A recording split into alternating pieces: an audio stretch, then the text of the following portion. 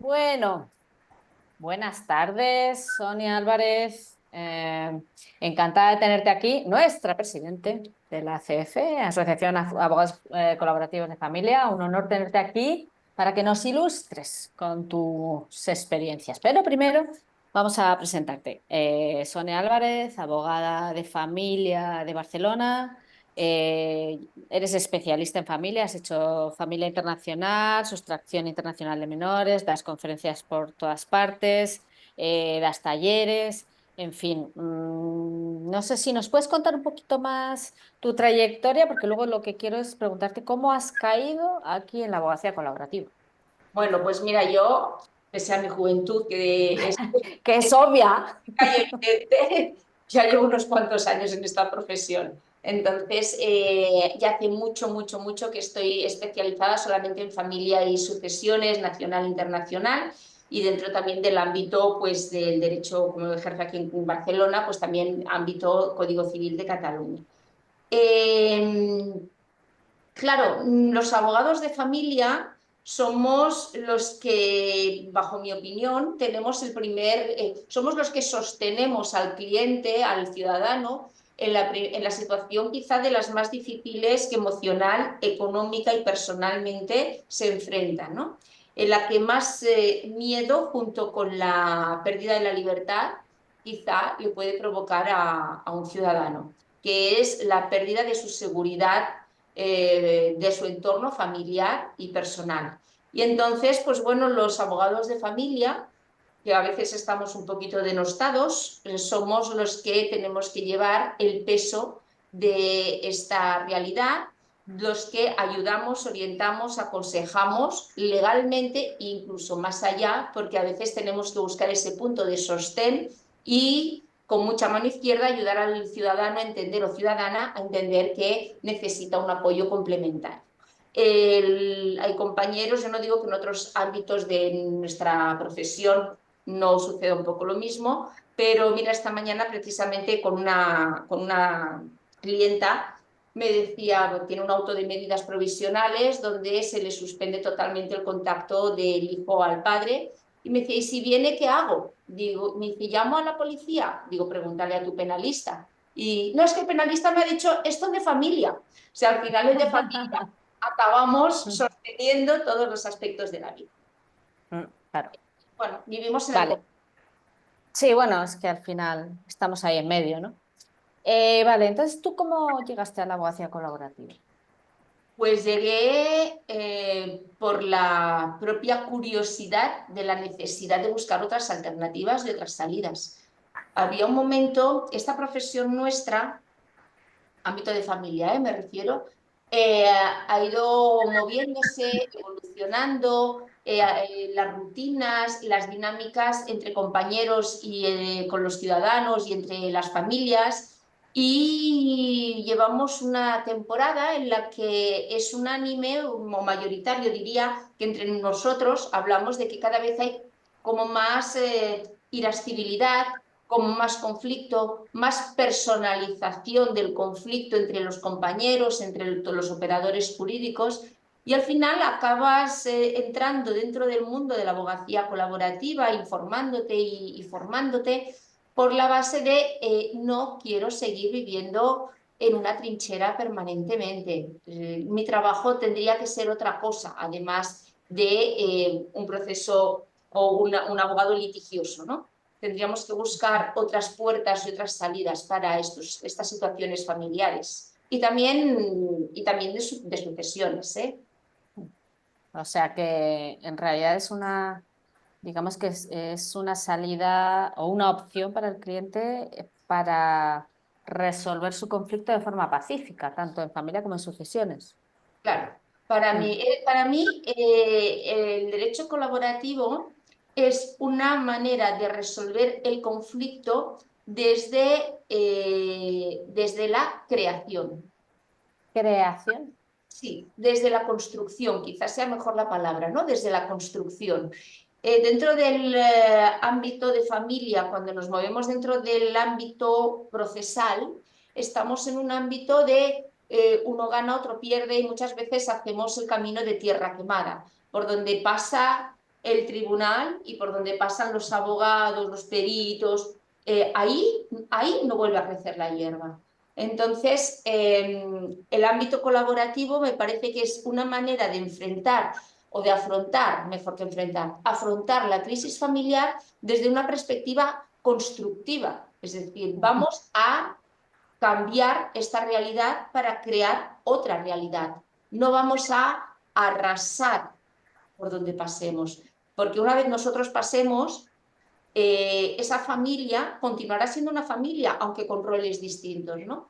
Y un poco a mí lo que me motivó el derecho colaborativo es pensar que había otra forma de enfocar el conflicto. Vale. Entonces, tú, ¿cómo has, eh, o sea, qué experiencia tienes en el derecho colaborativo? Cuéntanos algún caso que hayas tenido que pueda ser Mira, interesante. eh, en derecho colaborativo todos estamos caminando y arrancando, ¿no? Todos somos aprendices. Bueno, yo he llevado algunos casos de derecho colaborativo, pero a mí, aunque os puedo hablar de alguna cuestión concreta que me ha hecho ilusión, creo que de donde más he aprendido es de aquellos inicios o de aquellos procesos que no han resultado, porque son los que me han ayudado a entender. Oye, ¿qué pasó aquí? ¿Por qué no salió? ¿Dónde fallamos? ¿Dónde fallé? Y de a partir de aquí, corregir y aprender. Porque el derecho colaborativo, aunque es un ámbito del ejercicio de nuestra profesión ya muy consolidado fuera, e incluso está en los códigos civiles y en las leyes procesales de países dentro de la Unión Europea, en nuestro entorno, aquí en España está muy en mantilla. Con lo cual, los abogados que nos estamos formando, que nos hemos formado, vamos aprendiendo a medida que vas ejercitando. Y entonces creo que es muy útil, si queréis, que hablemos un poquito de esos puntos donde yo fracasé o donde nos equivocamos para saber cómo lo tenemos que enfocar. Eso es. Sí, porque te llegaron, imagino, personas con voluntad de entrar en este proceso, obviamente. Claro, aquí el tema arranca, me viene a la mente un par de casos. El primero de todos, el primero, era un proceso propiamente de ruptura de pareja con un niño menor de edad, un niño pequeño. Y inicialmente se plantea el proceso colaborativo. Claro, el tema nace en que ¿no os ha pasado a vosotras que cuando habláis con compañeros y compañeras, lo primero que le hace reacio al abogado es el hecho de no poder acudir a los tribunales? Es decir, sí, sí, pero es que claro, el derecho colaborativo, pues luego ya no puedo ir a los tribunales, ¿no? Ujú. Entonces, ese punto a mí me sirvió para aprender. Este proceso no salió, pero aprendí mucho de él. Aprendí que hay que trabajar mucho antes de llegar a firmar el acuerdo colaborativo. ¿Y trabajar mucho en qué sentido? En trabajar mucho con tu cliente para conocer que realmente hay un interés honesto y transparente por acudir al proceso colaborativo y se está entendiendo de lo que estamos hablando, y que en la otra parte también hay esa misma vocación y ese mismo interés. O Entonces, sea yo que en sí, este caso, por lo que estás diciendo, uno de ellos no terminó de entender lo que era el proceso. yo creo que en el fondo ninguno de los dos. Me explicaré. Uno, porque lo enfocó desde la perspectiva de la inseguridad, no me gustaría decir miedo porque es una palabra muy fuerte, pero la inseguridad o el respeto a que el otro pensara así. Si pongo una demanda, el otro va a reaccionar muy mal a esta demanda. Más que valorar la motivación de lo que yo quiero, se hacía más por evitar la reacción del otro que Ujú. realmente por la confianza en el proceso. Y el otro vino, en mi humilde opinión, con la creencia de que esto era hacer lo que uno quiere hacer. Eh, Me voy a ¿Cómo? explicar. Era una posición quizá muy poco permeable Ujú. a lo que es un proceso colaborativo, a la escucha del otro. Es decir, la expareja era de por sí un carácter o una forma de moverse por el mundo con muy poca permeabilidad a la escucha hacia el otro. Entonces, Vale. se juntaron un poquito una por una serie de factores y el otro por otros factores. Entonces, al final, Claro, yo no creo que salió. aquí fallamos en no haber hecho un trabajo más en profundidad Mm. con los clientes para ese análisis previo. Y, o sea, porque en el proceso colaborativo, una de las características que tiene es que inicialmente se firma un acuerdo de participación. Entonces, en ese acuerdo de participación se supone que están, digamos, un poco las reglas del juego, ¿no? Claro, ¿Eso lo entendieron los clientes? ¿Lo vieron? O sea, ¿pusieron alguna pega? mira, el acuerdo de participación no presentó problema para firmarlo. Sí que es verdad que, pues bueno, a partir de pues mi compañera y yo hemos gestionado unos acuerdos de participación donde trabajas con más en profundidad algunos aspectos que ya has vivido, ya has visto por dónde puedes tener los problemas o lo que puede pasar y entonces prevés cerrar un poquito mejor o prever algunos aspectos del acuerdo de participación. Pero el núcleo de la cuestión no es tanto el acuerdo de participación. A mí lo que me interesa y lo que cuando hablo de la abogacía colaborativa, si consigo que se entienda o que mis compañeros puedan, yo me sepa expresar, para mí lo importante es analizar con tu cliente muy en profundidad, realmente conocer los motivos, las motivaciones, el para qué quiere las cosas, conocer muy bien los intereses, y eso necesita su tiempo, pero hay que trabajarlo y arrancar, rascar, rascar, rascar, hasta que llegas a ver realmente los intereses en cada petición. Después, trabajar rascando en tu propio cliente cuáles pueden ser los intereses que tiene la otra parte para poder calibrar como abogada si estamos en una situación de intereses que se pueden mantener y podemos casar. También trabajar mucho y confrontar al cliente con una situación fuera del ámbito colaborativo, es decir, cuál es tu escenario fuera del ámbito colaborativo, trabajar el MAN, el BATNA, es decir, cuál es tu mejor alternativa al acuerdo, pero comprobar que el cliente la está sintiendo. No solo que la razona, sino que la siente, que siente que efectivamente donde tiene que estar es dentro del proceso. Y partiendo de este trabajo donde a lo mejor te pide, honestamente lo pienso, ahora con mi experiencia, pues a veces hay que tener 2 reuniones con los clientes antes de plantear ofrecer un colaborativo, porque Pero necesito conocer, antes de la hoja de encargo, perdón, no hoja de encargo, no, del acuerdo de participación, antes de la firma. claro, para valorar si este cliente es idóneo o no. Si yo no tengo bien trabajado con el cliente, que realmente, qué intereses hay detrás, cuál es la motivación que le mueve, que él entiende, asume y siente que fuera del colaborativo está peor, entrar en un colaborativo con esto cogido, o sea, bueno, sí, sí, parece que sí, sí, sí, me lo verbaliza, me lo verbaliza. Bueno, para mí es arriesgado, porque arrancas con una hoja, con un acuerdo de participación donde no has podido valorar más en profundidad. Ya te digo, una primera sesión o dos para poder, porque al cliente también lo cansas, ¿eh? Pero entonces esa parte previa que estás haciendo, previa a la firma del acuerdo de participación, eso lo cobras o lo cobras Claro, aparte o cómo lo haces. claro. Pues son como si fueran una consulta que vienes a consultar al despacho. O Es sea, como pero entonces tú lo haces con tu cliente y tu compañera con el yo otro primero lo cliente. trabajo con mi cliente para ver realmente lo que yo puedo indagar y realmente cuál es la motivación que hay de trasfondo y sopeso cuál es la motivación que el cliente entiende que tiene el otro para participar.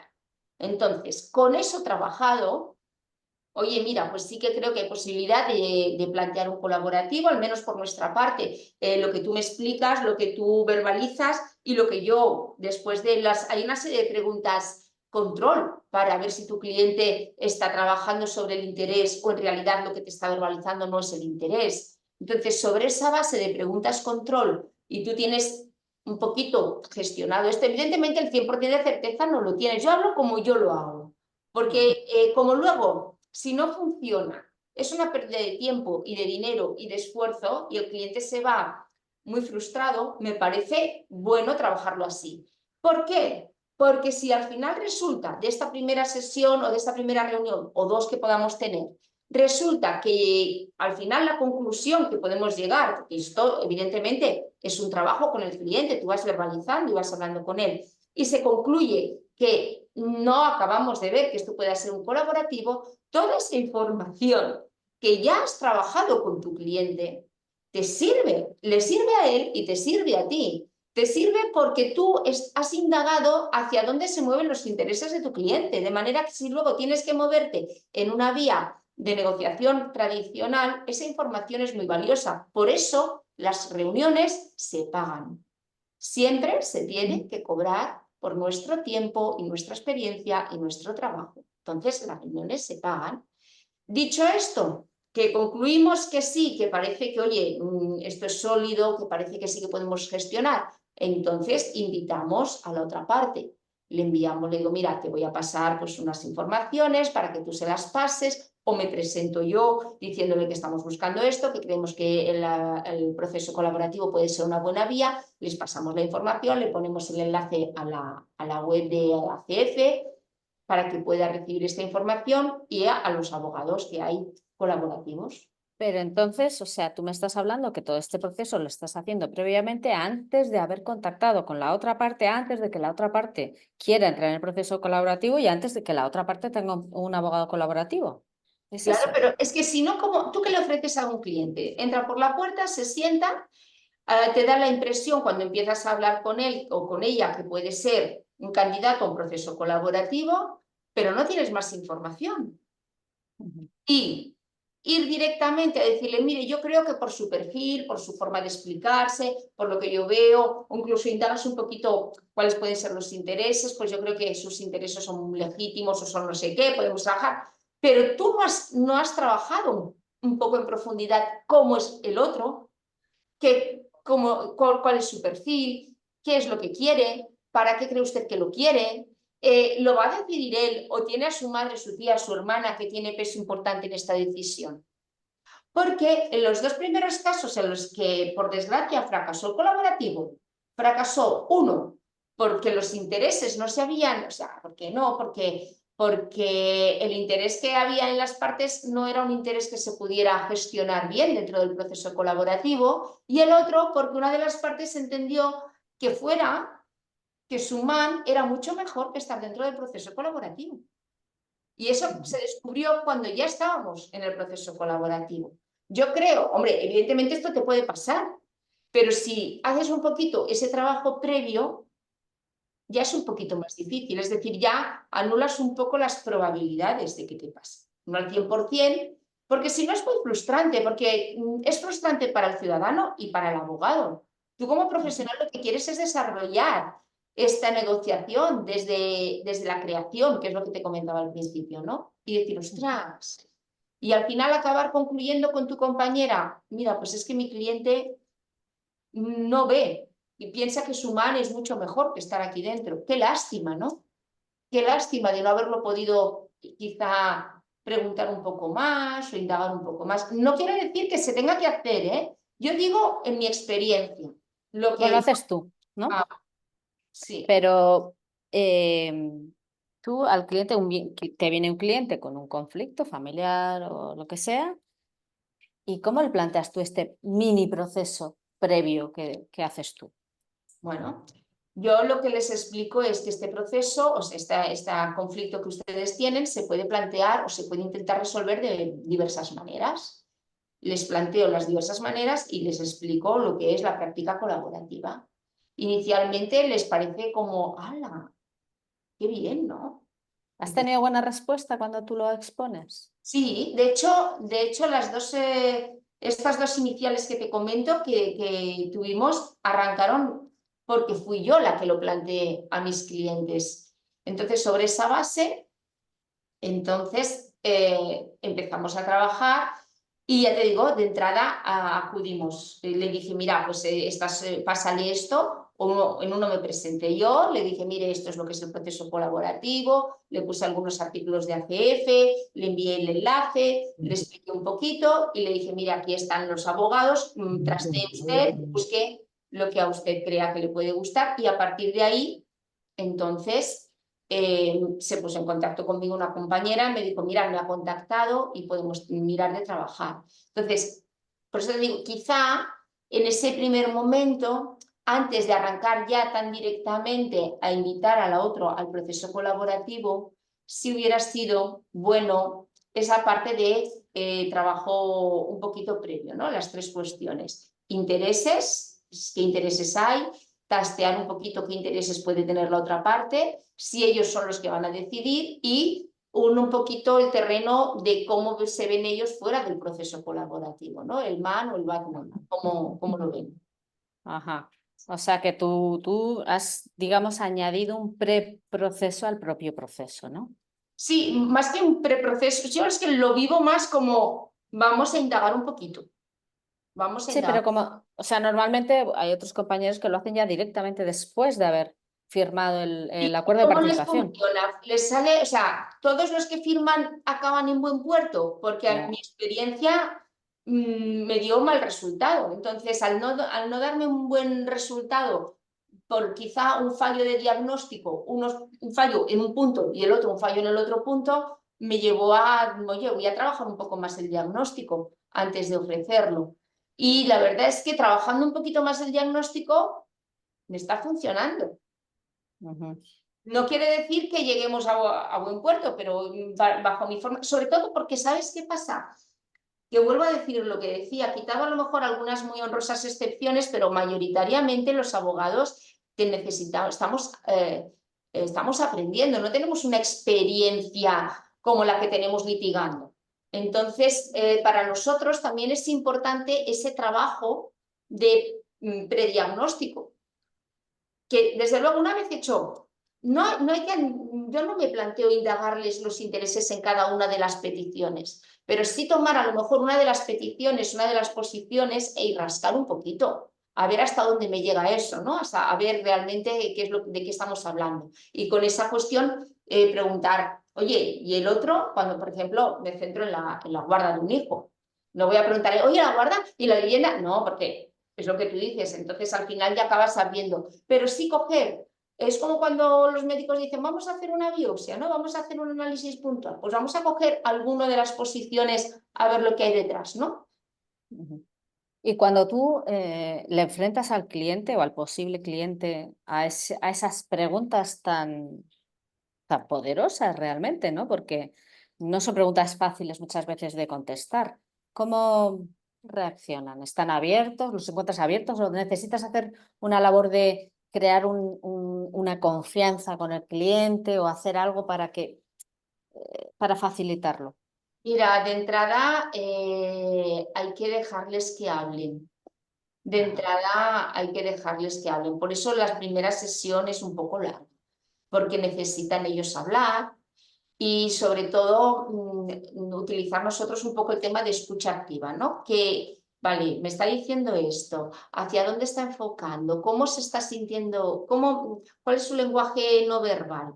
Dejar un poquito que exprese, intentando que la emoción tampoco desborde en exceso, porque entonces se te va la reunión, es mi experiencia, ¿eh? Dejar un poquito que vayan haciendo, que hablen, que expliquen y cuando sientan un poquito ese punto de confianza, donde tú les tienes que ir acertando con gestos, no con palabras, sino con, ¿vale? Utilizando un poquito pues las técnicas que nos han enseñado a todos, ¿no? A partir de ahí, entonces, empezar con las preguntas. Evidentemente, yo recuerdo todavía la primera vez cuando estaba estudiando colaborativo que dije, voy a probar. Venga, a ver qué tal me sale esto de preguntar. Y era una primera visita que venía el señor y dije, pues nada. Y el señor se sienta y le digo, porque yo quiero la vivienda familiar, porque yo quiero la vivienda familiar. Y yo, muy bien. Si no lo he entendido mal, lo que usted quiere es la vivienda familiar Y ya el señor hace así y me miró como diciendo, sí, claro, es lo que he dicho. Digo, sí, pero ¿de qué manera esto le satisfaría a usted?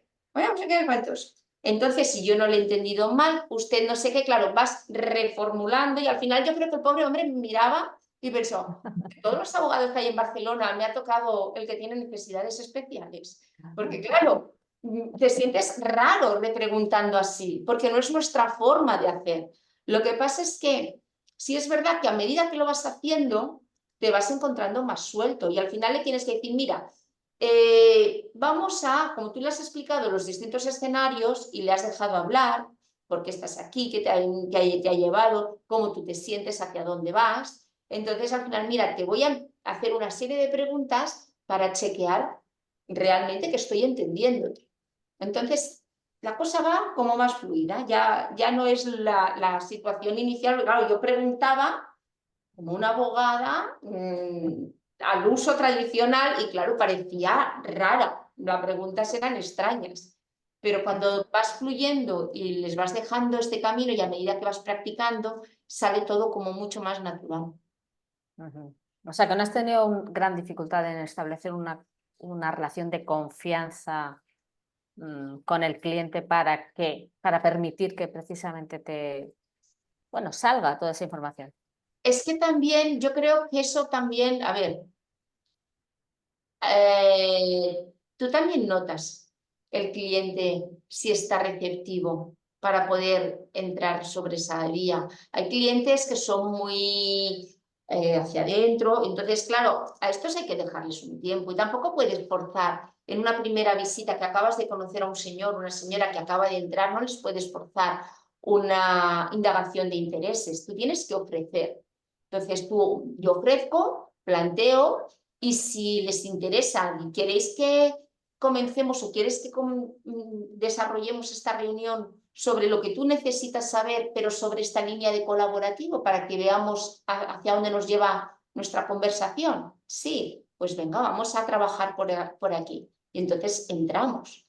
Pero si tú ves al señor que es un señor, pues una señora muy introvertida, que no habla, que tiene una actitud corporal ya muy cerrada, que no está, a lo mejor no es en esa primera reunión cuando tienes que empezar a chequear la posibilidad de un colaborativo. A lo mejor hay que escuchar, hay que empezar a orientar técnicamente y dejar que se relaje. Y si a lo largo de esa primera reunión se abre y puedes, preguntas y planteas, pero si ves que no, no puedes forzar. Claro, eso es verdad. Vale, ¿y qué me dices porque no sé si tú, bueno, ahora se está llevando bastante el tema de formar equipo, hay veces que se forma equipo, otras veces no. ¿Tú cómo has llevado la relación con la otra compañera? Porque claro, siempre hablamos de la relación con el cliente, pero nos olvidamos un poco de que es muy importante también tener una buena relación con la compañera, porque vas a sacar el acuerdo con ella. Claro.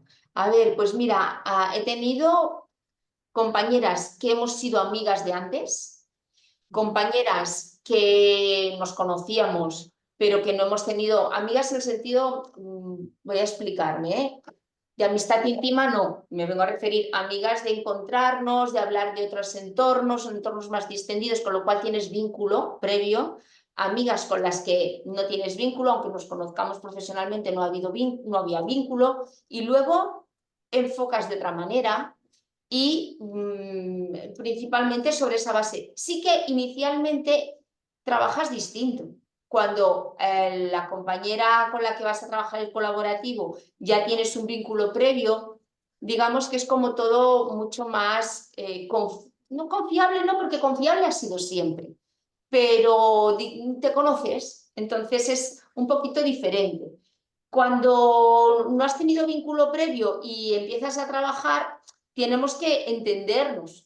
Y entonces es muy importante también repreguntarnos, oye, ¿tú esto cómo lo quieres plantear? Es que yo no lo veo así. Y aquí tenemos que trabajar, yo me he visto a mí misma a veces trabajando el ámbito de, hey, estoy en un colaborativo, estoy en un colaborativo, ¿sabes? Sí, eso te iba a decir.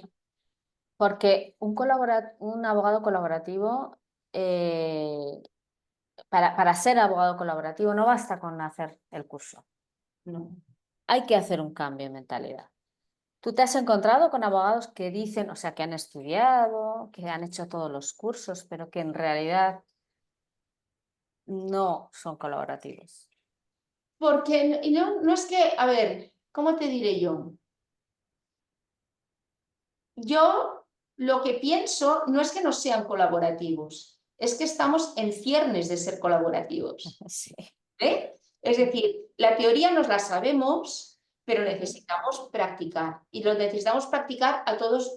Y cualquier ocasión es buena para practicar la repregunta, la escucha activa, el escuchar sin juzgar.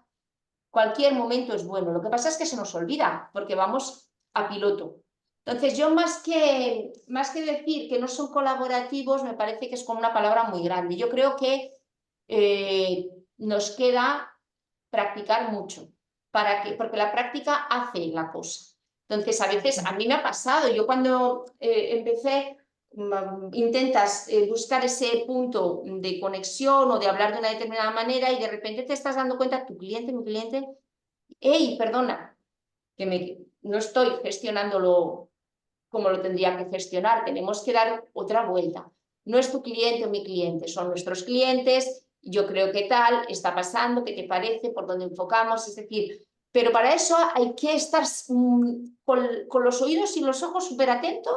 Ey, ¿qué estoy haciendo? No ya qué hace el otro, sino qué hago yo. ¿Cómo yo estoy? ¿Qué actitud he entrado al colaborativo? ¿No? ¿Cómo yo estoy enfocando este colaborativo?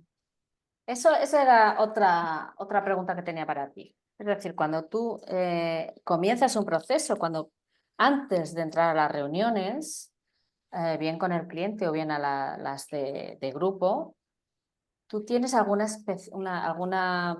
tipo de preparación especial o no sé, tienes algún ritual o algún, no sé? Porque hay personas que, no sé, que se hacen un poquito de meditación o que hacen un poquito de centramiento, no sé, cada uno. A ver, ¿Cuál es el tuyo? Si tienes. yo creo que es que el trabajo de la escucha activa, el trabajo del espejo, el trabajo de la sincronía con los gestos y con el comportamiento, te lleva mucho a marcar. Entonces, desde luego, no A puedo marcar. a marcar la forma de entrar en la reunión. Es decir, Ah, si tú cuanto más trabajas, ujú. parar y escuchar, es dificilísimo, ¿eh? Y lo digo por mí, ¿eh? Porque yo soy como chispita tengo una mecha corta, o sea, y parar y escuchar y no juzgar, intentar entrar. Entonces, ¿qué hago yo? Evidentemente no puedo entrar en una reunión de colaborativo con mi cliente o con el grupo si entro recién de una reunión o de leer un correo. Por lo tanto, como mínimo, pues 10 minutos antes paro. Respirar, hay técnicas de relajación para respirar, para cortar un poquito la energía que la tenemos aquí, bajarla y entonces entrar de otra manera a la reunión. Para mí es importante. Y a veces en algún momento tener que decir, paramos un momento, por favor, ahora vuelvo, porque hay que recolocarte. A lo mejor la situación se está desbordando. Pues mira, en este primero que teníamos, cuando estás viendo o cuando tú sientes, porque la realidad, una cosa que he aprendido dentro del colaborativo es que la realidad nunca es objetiva. La realidad tiene muchos filtros. Entonces, lo que a mí me parece que está clarísimo, el otro lo está viendo de otra manera. Entonces, cuando yo estaba en el colaborativo y estaba bajo mi prisma, entendiendo que el otro cliente, estaba en una actitud impermeable, que no aceptaba ningún tipo de escucha, a mí se me salta la chispa. Y entonces, claro, necesitaba, y con la compañera ya habíamos pactado, y ella, bueno, cada uno gestionamos como podemos. Paramos 5 minutos, salimos, respiramos, volvemos a entrar. Pero sí que para mí entrar en un colaborativo hay que entrar calmado. Y para entrar calmado, pues hay técnicas de respiración, de control de la respiración, para poder bajar la tensión, que no la lleves aquí arriba, sino que Que la entrando bajes. bien. Ujú. En las reuniones de grupo, tú, o o sea, ambas compañeras podéis intervenir a cualquiera de los clientes. Es decir, si están elevando la voz, si están teniendo una actitud que sobrepasa un poco los límites, etcétera, etcétera, cualquiera de las dos podría frenarle. Bueno, esto nosotras lo que solemos hacer bueno, con las distintas compañeras con las que hemos trabajado es que nos montamos incluso una escaleta de la reunión. Es decir, nosotras preparamos la reunión, vamos a hablar de la guarda o de la custodia. Muy bien. ¿Quién va a hacer la bienvenida? ¿Quién va a dar un poco el contexto legal? ¿Quién empieza a hablar? Cuando habla tu cliente, nos preparamos nuestra propia escaleta para poder gestionar. Y eso sí que lo trabajamos. Ha habido colaborativos en los que, por el perfil que hemos visto de los clientes, hemos opinado que cualquiera podía decir, ¿qué os parece si respiramos un momento, paramos un poco? Se le puede decir al que esté hablando. Y hay otros en los que, por el perfil, hemos optado mejor que sea su propio abogado el que le pueda indicar. Entonces, más que dirigirte a la otra parte para evitar más conflicto, a lo mejor pues hemos de, mira, cuando haya cualquier cosa, si yo no lo veo, tú coméntame, oye, ¿qué te parece si respiramos un poco? Entonces, yo ya cojo la batuta y dice, pero nos hablamos las abogadas o los abogados, ¿no? Y en cambio, en otras ocasiones, no, en otras ocasiones, mira, lo que pasa es que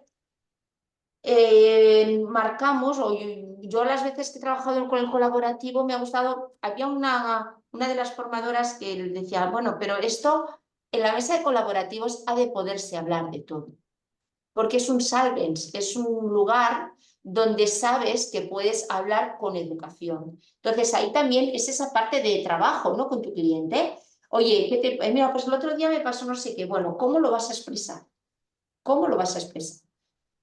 ¿Vale? Desde la perspectiva de, hay un libro muy bueno que se llama La comunicación no violenta de Rosenberg, ¿vale? Que me parece genial para cómo expresar lo que yo siento y lo que yo necesito, asumiendo que el otro puede negarse.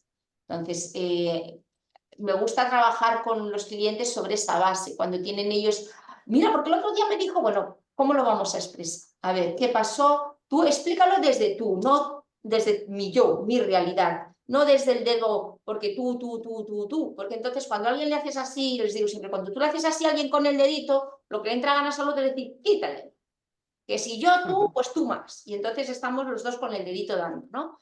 Entonces, buscar esas técnicas de ayuda, de expresión, que es lo que tenemos que trabajar con el cliente cuando trabajamos cómo va a presentar su propuesta, porque quien presenta la propuesta y quien negocia es el cliente.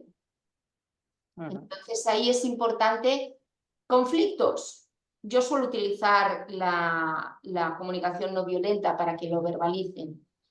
Peticiones, vamos a trabajar las escaletas, es decir, tú qué quieres, para qué lo quieres, qué quiere el otro, qué dato objetivo podemos dar para apoyar lo que estamos pidiendo y qué vas a ofrecer primero, qué vas a ofrecer después. Si esto no te lo acepta, ¿qué alternativa B se te plantea? Y tastear muy bien. Para mí una pregunta que me funciona mucho y que me gusta mucho es una pregunta de control de intereses, que básicamente vas preguntando y si consiguieras esto, ¿de qué manera te satisfaría? ¿O de qué manera esto sería mejor para ti?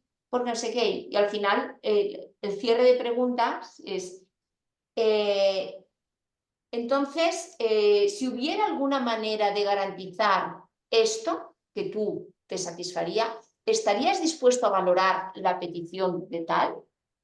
Y cuando te dicen no, es que ese no es el interés. Tienes que seguir rascando. A mí me pareció maravilloso precisamente con este primero que fue un fracaso, en el que la clienta decía, se discutía la guarda, la señora decía, no, de momento pues la guarda materna, el señor quería la guarda compartida desde el arranque, y ella decía, no, pero de momento la guarda materna, yo la guarda compartida cuando sea más mayor, y yo le decía, bueno, sí, pero ¿por qué? ¿De qué manera a ti te satisface la guarda materna o crees que es mejor para la niña? No, porque así la niña tiene sus rutinas. Si hubiera alguna manera de garantizarle a la niña las rutinas desde ya, ¿valorarías la guarda compartida? No. Ah, Y buscábamos me buscaba otro argumento. Y yo, ¿y si hubiera alguna manera? No. Y al final salió lo que verdaderamente le preocupaba a ella, y es que la niña sintiera que su madre la abandonaba, el abandono. Entonces, cuando dije, si tuviéramos alguna manera de garantizarte que tu niña no se va a sentir abandonada, ¿valorarías? Y yo decía, pero como digo, ¿valorarías? Y me dijo, sí. Entonces, ahí teníamos el núcleo de la cuestión. Esa forma de garantizar, digo, a ver, eso no se lo vamos a garantizar de ninguna manera, pero, por ejemplo, una de las cosas que salió en la mesa es la posibilidad de una terapia de vínculo. qué bueno. Y eso no lo consigues por mucho que te pongas en un convenio regulador, por muy... O las abogadas son muy Harvard y muy negociación, es decir, hacemos un proceso colaborativo en minúscula, ¿eh? O realmente en una sala de vistas no vas a conseguir eso y en un convenio es muy difícil. Ujú. Muy bueno. Sí, eso es verdad. Las preguntas poderosas son muy importantes. Saber qué preguntar, ¿no? Sí, Y cuándo preguntarlo también. Pero sí. bueno, a ver, te quería preguntar otra cosa. Porque aquí se discute en España y también en Europa el tema del tercero neutral facilitador de la comunicación o terapeuta, etcétera, etcétera. Entonces, hay equipos en España que tienen por defecto, o sea, que siempre trabajan con facilitadores de la comunicación, que son coach, normalmente son coaches o mediadores. Y la gran mayoría, pues, trabajamos dos abogados en principio y ya está. ¿Cómo lo ves eso? Mira, yo creo que si, primero, no todos los facilitadores de la comunicación son iguales, bajo mi opinión, bajo mi opinión. Pero si puedes contar con un facilitador de la comunicación que sepa lo que está trabajando, es decir, que sea bueno y los clientes pueden asumirlo, realmente hacen magia, hacen magia.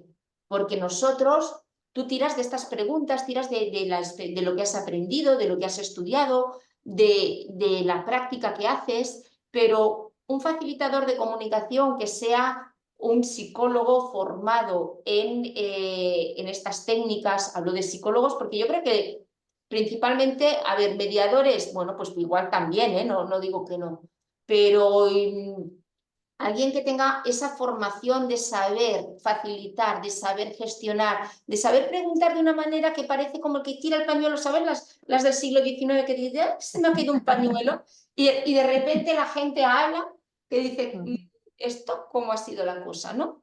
Entonces, ujú. realmente, hola Gabriela, realmente si se puede y es un buen facilitador de la comunicación, te ayuda mucho, porque hay cuestiones en las que puede perfectamente esa parte de pregunta ya te la puede gestionar. No lo sé. Claro. No solamente pregunta, sino también liberarte un poco de la escucha, porque, claro, hay tantas cosas que tenemos que atender, o sea, no solamente el lenguaje verbal, sino el lenguaje no verbal, los gestos, que hay veces que se escapan. Entonces, a veces una persona que sepa lo que hace podría facilitar mucho. Lo que pasa que es cierto que el hándicap suele ser el coste, ¿no? Claro. Eso es verdad. Porque Vale. además tenemos en Mm. la cabeza de que solo cuesta dinero lo que va al tribunal. Los juicios son lo caro. Cuando dices, perdóneme, yo el juicio, después de todo este tiempo, acabas un momento en el que dices, más o menos, yo calculo las horas que me va a ocupar. En cambio, en un proceso colaborativo donde tienes que trabajar unas técnicas de negociación tan completas, tan amplias, a ver, ahí hay un sostenimiento permanente del cliente para llegar al buen puerto, ¿no? Y además, Mm. a un muy buen puerto, porque podrá gestionar cosas que no puede gestionar en otro entorno. Entonces, ese Claro. punto nos cuesta todavía entenderlo. Mm. Tú cuando, aunque los procesos no hayan llegado o sea, al firmar lo que es el firmar el convenio, el acuerdo final, ¿tú consideras que los clientes se han llevado, perdón, se han llevado algo de este proceso? Sí, sí. Se han llevado, me van viniendo a la cabeza, ¿eh? Se han llevado un punto de empoderamiento en cuanto a la capacidad de saber decir lo que uno quiere, plantear, ofrecer, recibir. Bueno, estoy pensando en esta persona primera que te comento. Y por otro lado, en el otro que también no funcionó, en el segundo, se llevaron como mínimo la capacidad de escucharse, que hacía mucho tiempo que no se escuchaban, en un entorno que, bueno, se les permitía. Y además, en ese segundo tuvimos que introducir a un tercero, una tercera persona que tenía mucha influencia en una de las partes, y nos tuvimos, la compañera y yo, que dar vuelta a la cabeza cómo le hacíamos firmar en el acuerdo de participación sin ser parte, pero tenía tantísimo peso que necesitábamos que escuchara para que no pasara por el tamiz o el filtro de la realidad de cada uno, ¿no? Entonces, como mínimo, esa parte fueron capaces de escucharse. No Vale, y estaban eso, enfadados, pero no tenían un buen diálogo. De hecho, o sea, no se hablaban. No se hablaban no porque estuvieran enfadados, se hablaban de parece que va a hacer frío, pues parece que va a llover. ya. ¿Vale? Ujú. Pero entonces eso me crea curiosidad. Es decir, cuando es verdad, cuando hay un tercero que tiene enorme influencia en la decisión en alguna de las partes, eh, ¿cómo lo hicisteis? ¿Cómo lo incluisteis? ¿Y firmó algo? Sí. Le hicimos firmar, bueno, nos lo inventamos a nuestra manera, claro, porque sabíamos que tenía tanto peso que la compañera, ¿ves? Ahí, por ejemplo, teníamos un vínculo previo, la compañera y yo nos conocíamos de antes, sabíamos cómo éramos, teníamos... Entonces, lo que hicimos es que esta persona firmó un acuerdo de confidencialidad con una serie de cláusulas y blindamos bien lo que era, o sea, para nosotras el tema de la confidencialidad de lo que pasa en el colaborativo es muy importante, y nosotros somos latinos y los tribunales no es como los anglosajones, que aquí tú rompes una regla de confidencialidad en América y bueno, se te cae el pulpo y el mundo encima. Aquí, uy, ay, ¿quién lo ha dicho? ¿No? Entonces, nosotras lo que hicimos es que cualquier documento lo guardábamos las abogadas, aquí no se daban documentos a nadie, y las actas de las reuniones se leían, se firmaban, pero quedaban custodiadas por nosotras. Y O esta sea, ¿teníais tercera, como un drive entre las dos abogadas?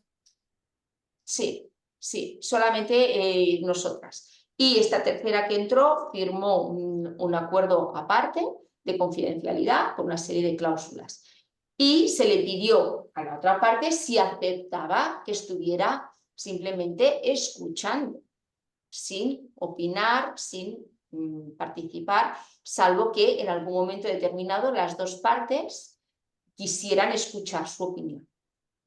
O sea, se le dio acceso, o sea, se le dio participación sin intervención. Se le dio participación para que escuchara. Y en una sesión, las dos partes, bueno, las mías, que no eran las que lo habían propuesto, sí autorizaron o dijeron, bueno, queremos escuchar, ¿vale? Porque claro, es que no es lo mismo, no es lo mismo que tú te vayas luego a esa persona que va a tener tanta importancia en ti, que te va a hacer cambiar de opinión, y tú le explico, porque mira, me dijo, y yo sé qué, que ella lo esté viendo allí. No es lo mismo. Ujú. Vale, o sea que ella firmó un pacto de confidencialidad y luego las dos partes tuvieron que aceptar esa intervención, obviamente. Sí, sí, sí. Ujú. Vale. Luego, por último, que ya nos queda poquito tiempo, no quería dejar pasar el tema de la redacción, aunque parezca un poco tonto, la redacción tanto del acuerdo de participación como del convenio final. Ujú. Nosotros en el Colegio de Abogados de Madrid, el colegio nos da un modelo que es muy tradicional, por decirlo de alguna manera, ¿no? ¿Vosotros usáis modelos normales o le habéis dado alguna vuelta? Mira, yo los hacemos a medida. Sobre a lo mejor un criterio inicial, pero al final los hacemos a medida. Y los trabajamos mucho. Pensamos, bueno, vamos a ver eso, la confidencialidad, ¿cómo la vamos a gestionar? Después, si hay que ejecutar, ¿cómo se va a hacer? Si uno se levanta de la mesa, ¿quién se puede levantar? ¿Cómo se va a levantar? ¿Qué consecuencias va a tener? Todo, todo, todo, todo, todo, Sí, eso todo. es en el acuerdo de participación, digamos, todas las reglas que rigen el juego. Pero le dais un toque de, me refería a tener un lenguaje un poco más llano, o porque desde luego a mí eso me cuesta mucho. Cuando Claro. redacto un documento, o sea, utilizar un lenguaje llano, yo estoy ya tan acostumbrada que me Claro. resulta difícil. Es que es muy difícil. Yo hace ya décadas, un compañero me decía que, claro, los abogados, como hablamos abogadés, y ese es el problema, que hablamos abogadés. Entonces es difícil. Sí que intentamos buscar un lenguaje transversal que se entienda, pero cuando hay alguna consecuencia jurídica se tiene que llamar como se tiene que llamar, porque el lenguaje, la exactitud del lenguaje es el que da también la seguridad en el proceso, ¿no? Entonces sí que buscamos la manera de que se entienda y explicamos con palabras lo más claras posibles. Pues mire, esto sí es que se puede hacer, esto y esto y esto, que no es colaborativo y no se acepta, esto y esto y esto. Pero luego si va a haber algunos efectos jurídicos derivados, pues si hay que llamarle de una determinada manera, es lo que da la precisión al pacto, ¿no? Ujú. Genial. Pues no sé si hay alguna pregunta que podéis abrir el micrófono o ponerlo en el chat. Y si no, tenemos la asamblea en 5 minutitos. O sea que, ¿alguien quiere hacerle alguna pregunta a Sonia? Ha estado clarísimo, Sonia, todo. Y me he explicado. Ha estado clarísimo y muy interesante, claro que sí. Yo creo que todo esto nos enriquece a todos, porque es verdad que luego nos topamos, o sea, es que nunca los casos son iguales, jamás. Entonces, el aprender de experiencias de compañeras y de compañeros, vamos, para mí me encanta. Así que nada. Bueno, pues muchas gracias a todos, a todas en este caso. Muchas gracias, Sonia, y nos Vosotras, vemos en un ratito en la asamblea. muy bien. ¿Vale? Yo Pues quiero hasta ahora. felicitar, yo quiero felicitar a mis compañeras, porque lo habéis hecho genial. La entrevistadora y la entrevistada. Así que, de verdad, muchas